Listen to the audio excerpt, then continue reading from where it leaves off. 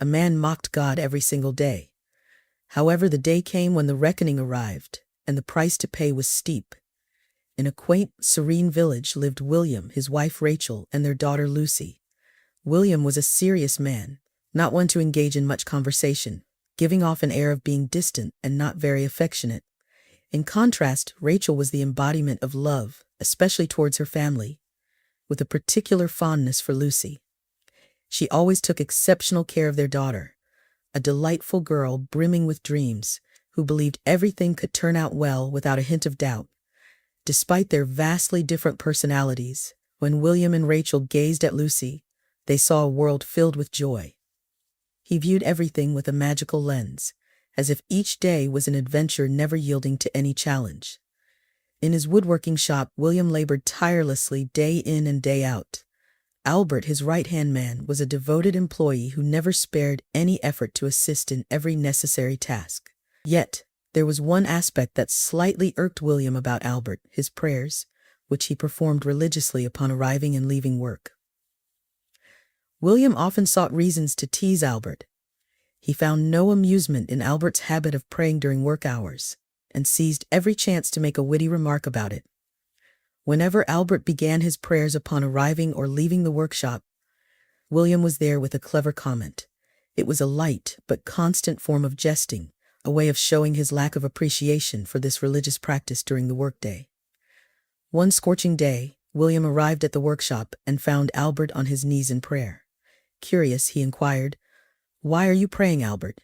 The answer was simple and sincere. "I'm giving thanks, boss, for another day." William didn't miss the opportunity. "I don't see why you're giving thanks in this heat.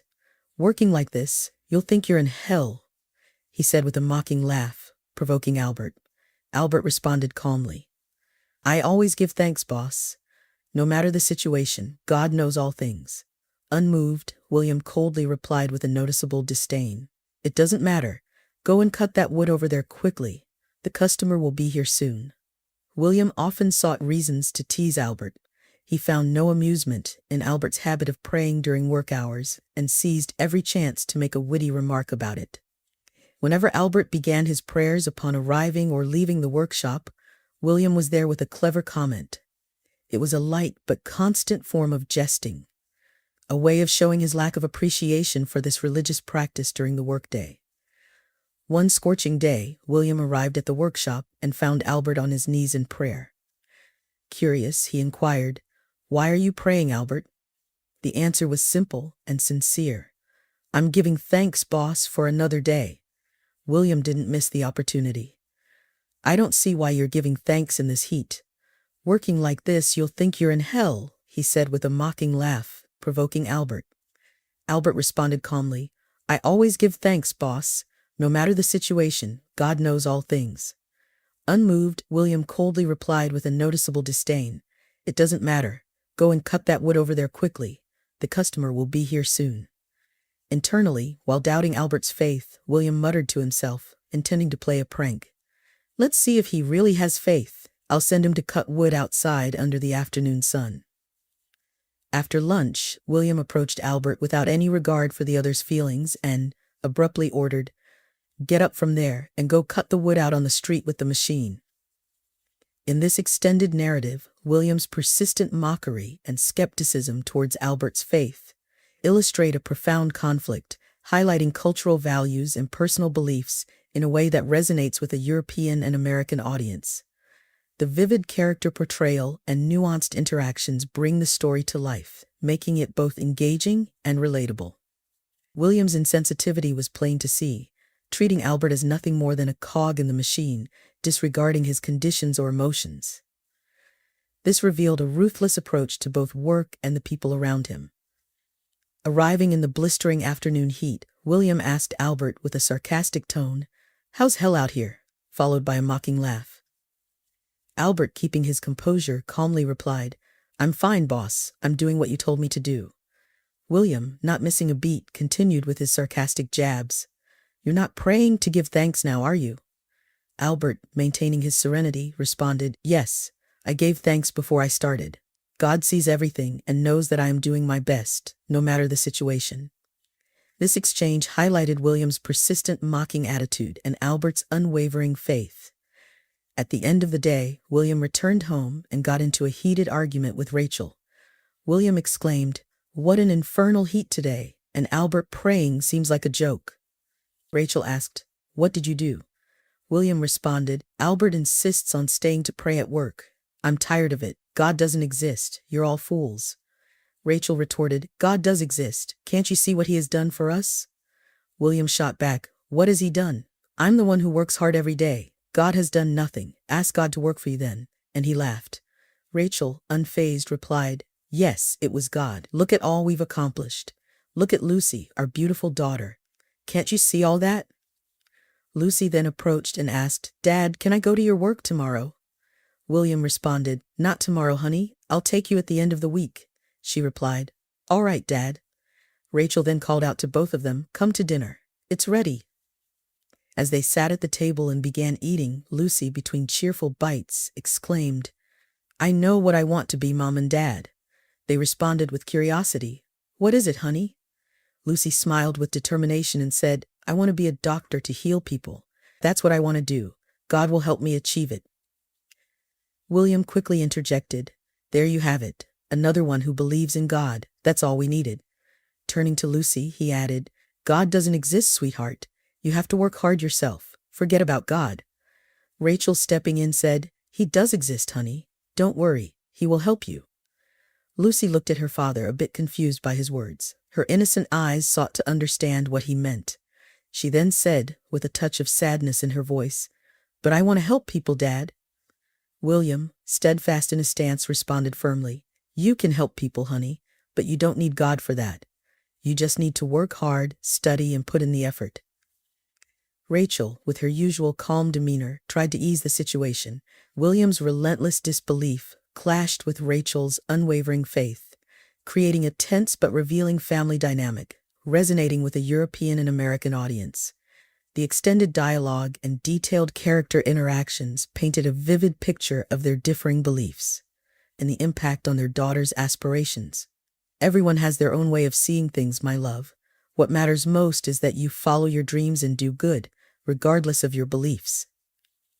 Lucy, her eyes still shining with determination, said, "I want to be a doctor to help people feel better. I'm going to study really hard to achieve it." Dinner continued in a somewhat tense atmosphere, each person lost in their own thoughts. Lucy's determination was evident, but the differences in opinion about divine influence were still palpable at the table. A week later, Lucy, as excited and curious as always, approached William. "Dad, can I go with you to work tomorrow?" William looked at Lucy with a mix of pride and concern and replied, "All right, I'll take you, but you need to behave, okay?" Lucy's eyes sparkled with joy. "Yes, Dad, I'll behave. I promise," she said, radiant at the chance to accompany her father for a day at work. William wanted to share a bit of his world with little Lucy, hoping that the experience would show her the value of effort and dedication in the workplace. When they arrived at the carpentry shop, Lucy, bursting with energy and excitement, ran through the workshop, enchanted by every detail, and her happiness was infectious. Her eyes lit up. She saw all the tools and furniture being crafted. Meanwhile, William encountered Albert once again immersed in his prayers. He couldn't help but comment sarcastically, "Praying again, Albert? You'll need it today," letting out a laugh, demonstrating his ongoing irony towards his colleague's persistent religious practice.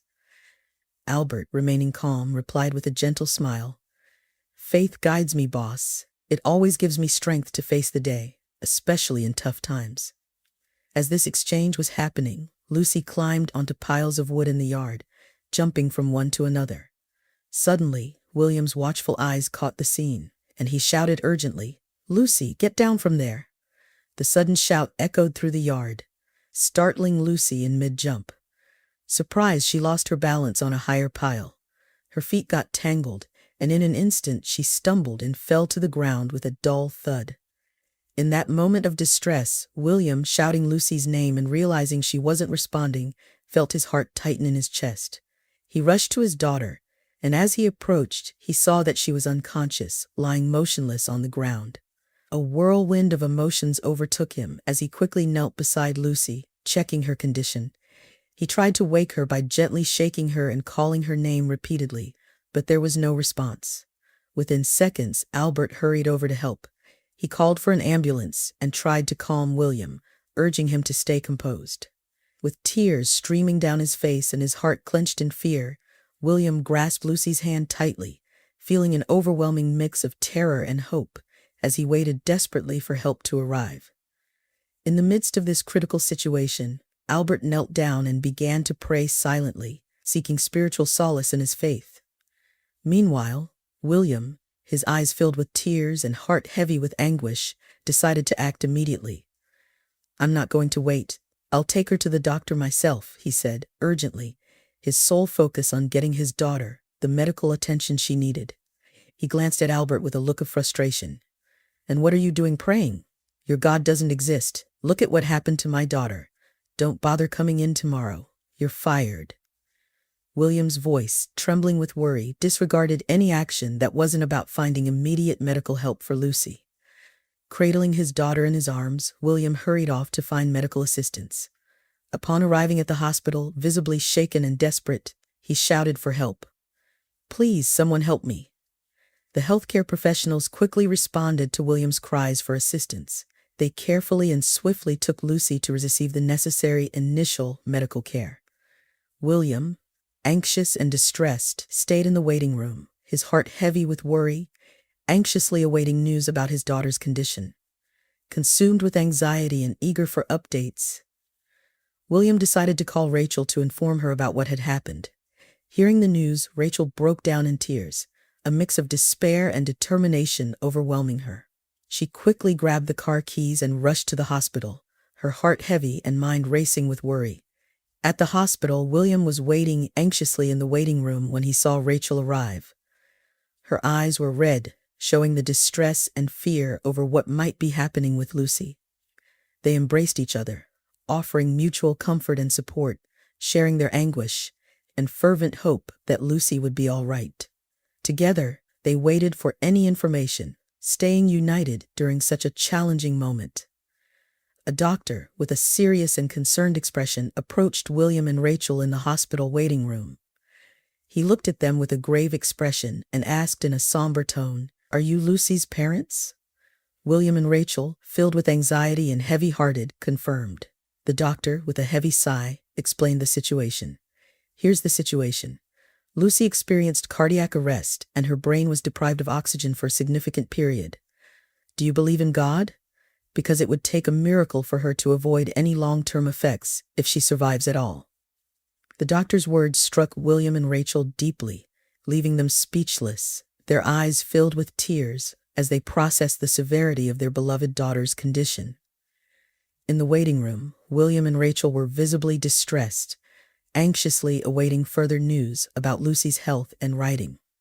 The atmosphere was tense and filled with worry when an elderly woman approached William with comforting words. "Have faith, dear. Miracles do happen." Her words, though simple, provided a small glimmer of hope in the midst of their overwhelming fear. William and Rachel clung to each other, drawing strength from their shared love for Lucy and the support of those around them, determined to face whatever came next together. "My friend, in moments like these, it's best to pray. God acts at the right moment and always looks after those who seek him," she said, trying to offer some comfort. "If he existed, this wouldn't have happened," William retorted passionately. "God doesn't exist, ma'am. Stop with that, she'll be fine." The woman, maintaining her calm, gave him a compassionate look, but didn't press the conversation further, respecting the feelings and beliefs of those around her. William and Rachel, despite the agonizing situation, sought solace in each other, hoping for any positive news about Lucy's health while the tension and differences in beliefs hung in the air. Feeling overwhelmed and needing a moment to reflect, William decided to step outside for a bit. He approached Rachel and said with a shaky voice, "I'm going to take a walk outside. Maybe it will clear my mind. If there's any news about Lucy, please let me know." Understanding William's emotional state, Rachel nodded gently, giving him a supportive look. She held his hand for a moment, conveying her support and affection amidst the difficult situation.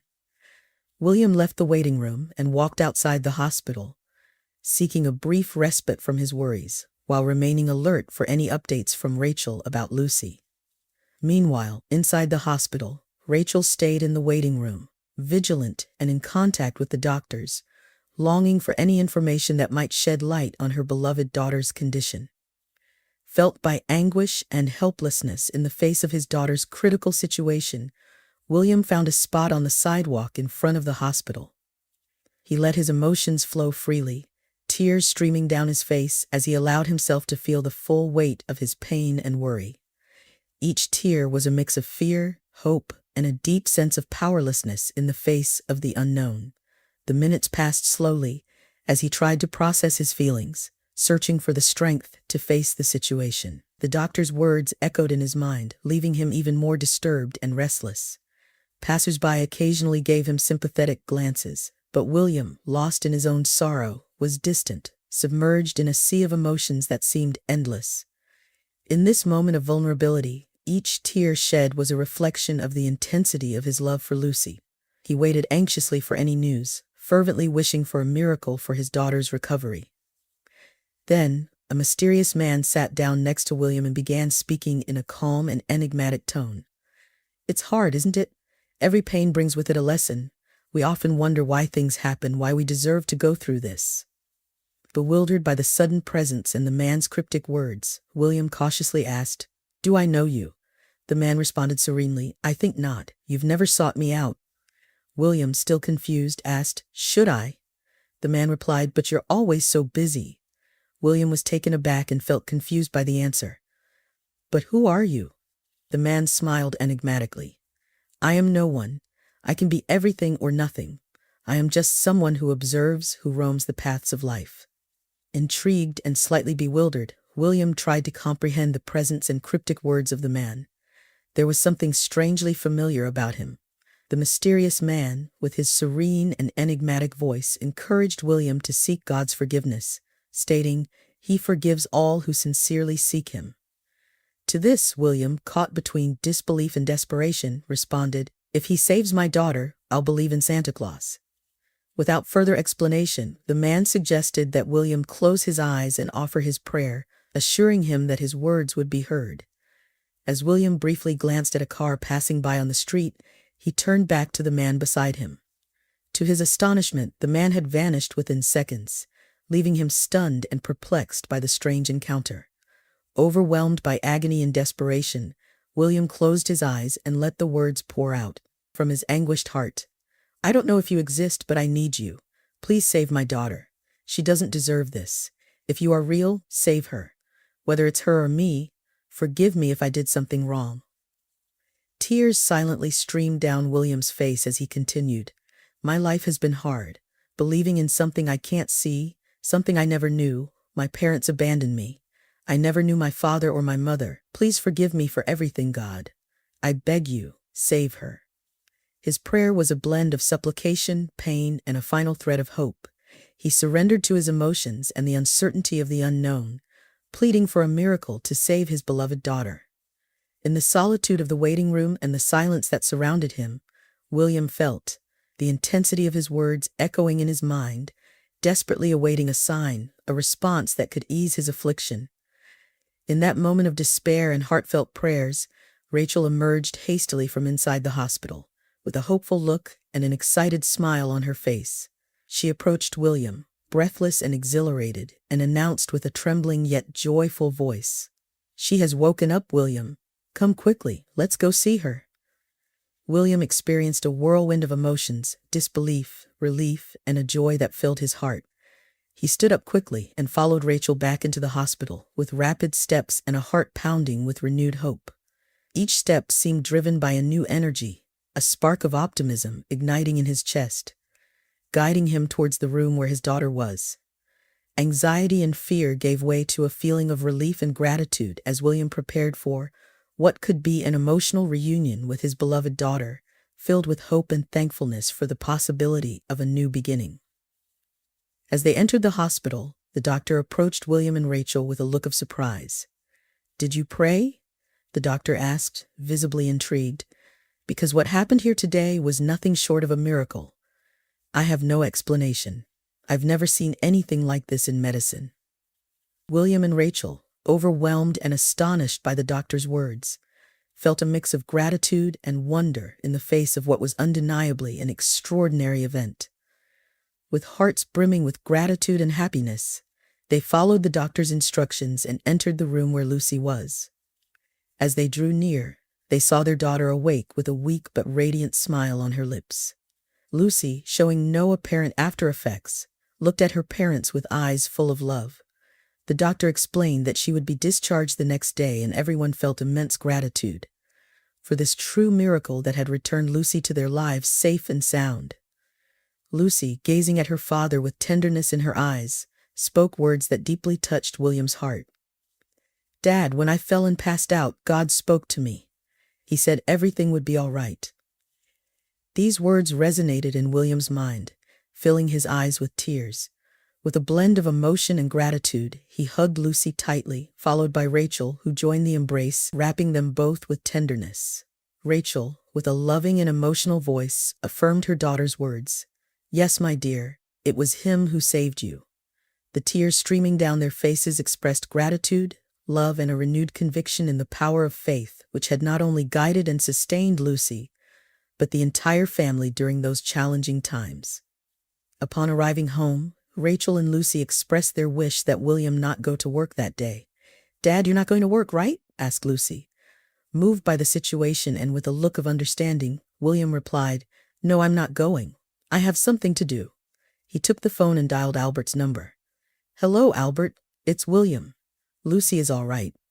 On the other end of the line, Albert sounded visibly relieved. "I've been praying for her since yesterday, boss, asking God for her healing." William, with a mix of emotion and humility, apologized. "I'm sorry for firing you. You can come back tomorrow. I want you to work with me." I acted hastily. When he arrived at the workplace, William approached slowly. During William, Albert began to stand up, but William gently stopped him with a friendly gesture, saying, "There's no need to get up."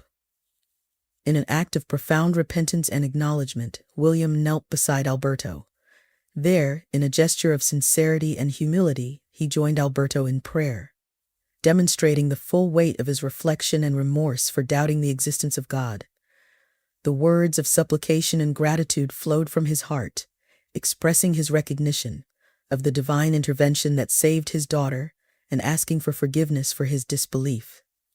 This moment of prayer became a sincere demonstration of humility and renewed faith. This story teaches us about the strength of faith, the importance of forgiveness and humility. It reveals how belief can be a light in the darkest times, bringing hearts together, fostering healing and transforming lives. It's a powerful reminder of how faith and compassion can produce unexpected miracles, showcasing the power of unity and love.